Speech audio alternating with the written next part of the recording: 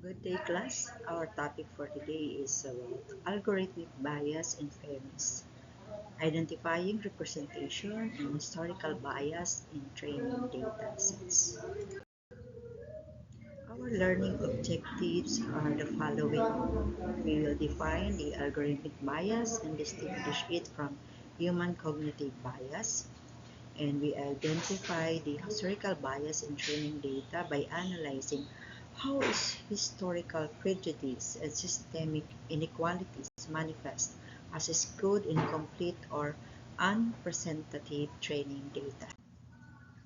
Then we will compare and contrast the standard algorithmic mitigation strategies, including pre-processing, adjusting the data, in processing, adjusting the learning algorithm, and post-processing, adjusting the model's predictions. And we will apply the basic fairness, and you will design a proactive data collective strategy that actively counters historical underrepresentation and promotes diversity. And finally, about the ethical, technical, and ongoing considerations, you will evaluate the ethical trade-offs often required between algorithmic fairness, overall model accuracy, and user privacy, and develop a framework for continuous monitoring, feedback loops, and auditing of deployed AI systems to detect and correct emergent bias of time.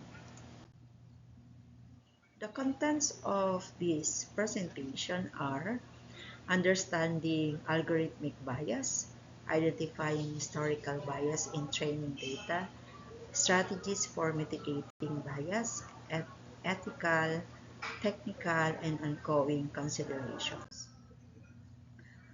Let's proceed to part 1, the understanding of algorithmic bias.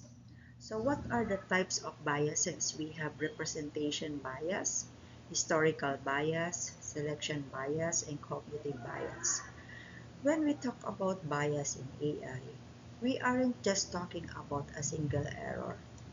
Bias can creep into a system at almost any stage, from the historical data we inherit to the personal assumptions of the researchers building the model.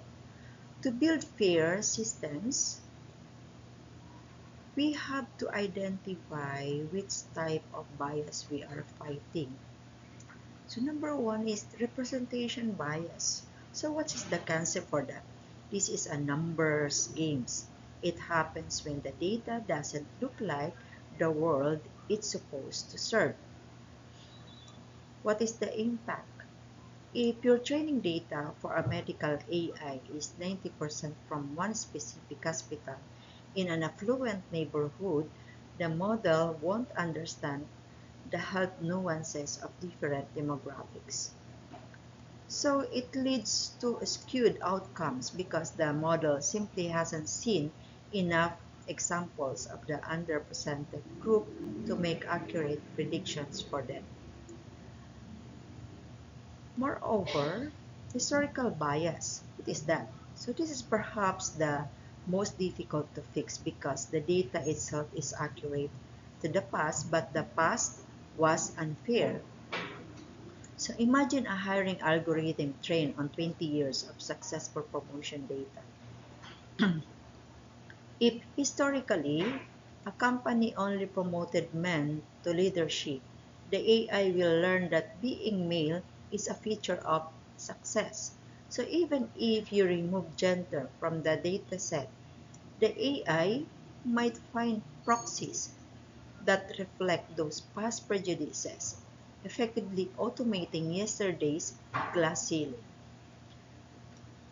So additionally, we have the selection bias. So this occurs when the way we collect data is flawed. The sample used for training doesn't represent the broader population. So what's the impact? Think of a survey conducted only via a smart app. You are automatically excluding people without smartphones, the elderly, or those in low connectivity areas. If you train a navigation or city planning AI on that data, the model will perform poorly for the very people who were excluded from the sample as they represent out of sample data. And finally, we have cognitive bias. What's the concept of this? This is the human element. It's the subconscious stereotypes or preferences held by the people labeling the data or choosing which features of the data are important.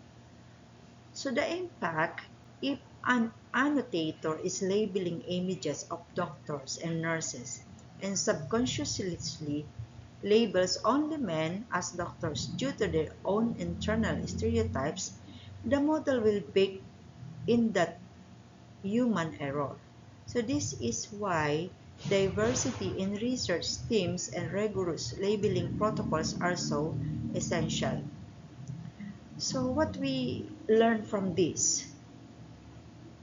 So here is that an algorithm is only as neutral as the data and the people behind it. By identifying these four categories, we can begin to apply specific technical and ethical interventions to mitigate them. So what are the causes of bias? We have three rather: data collection, societal norms, feedback loops. So now that we know that what the biases look like, we need to understand the root causes, the points where these biases enter the system. The data collection bias often begins at the very first step.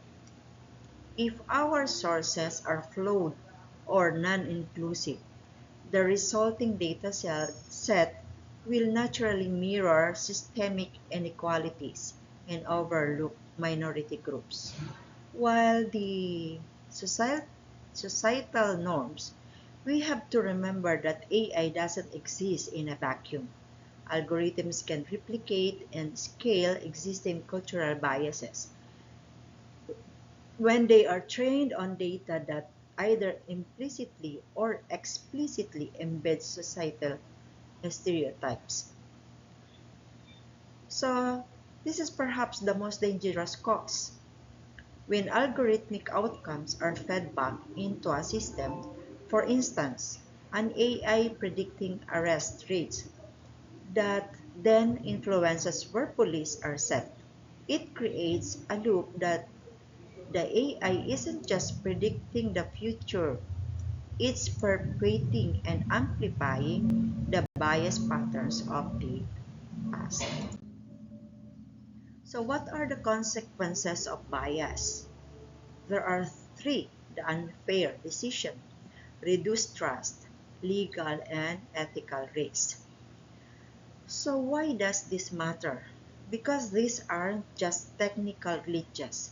They have profound real-world impacts. So unfair decisions, biased AI leads to direct discrimination in critical life areas like hiring, lending, and law enforcement, disproportionately impacting underrepresented groups.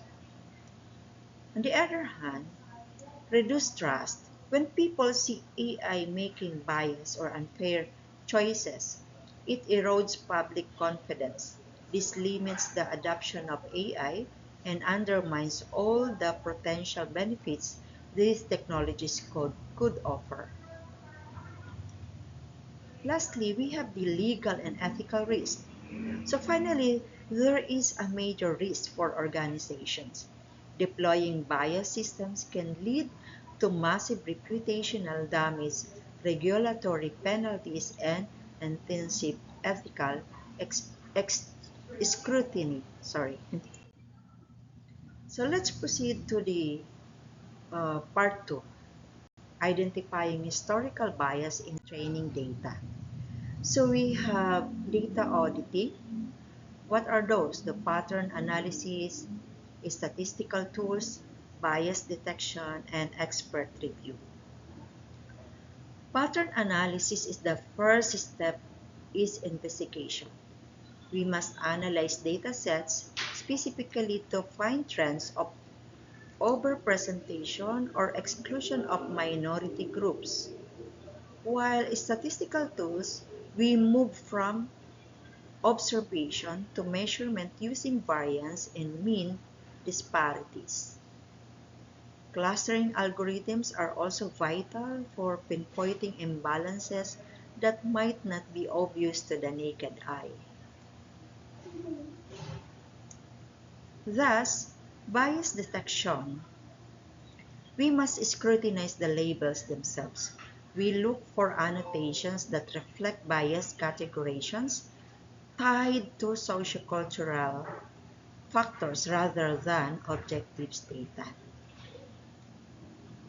And expert review, finally, automation isn't enough. We need domain professionals to validate our findings and uncover context-driven biases that automated might miss.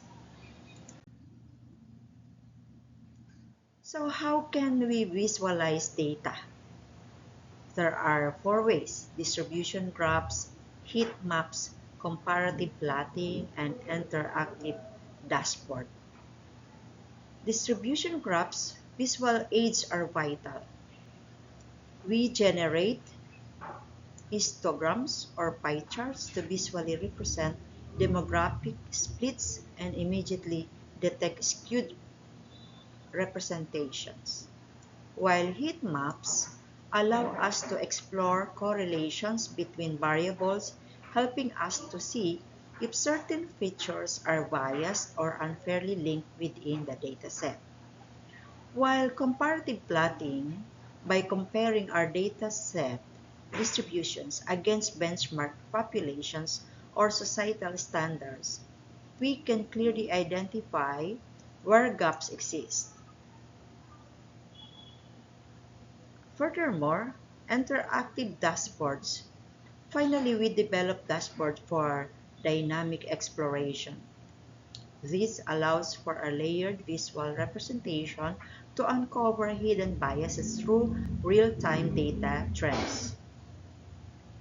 Here, uh, we pause for a while for our Q&A to guide you.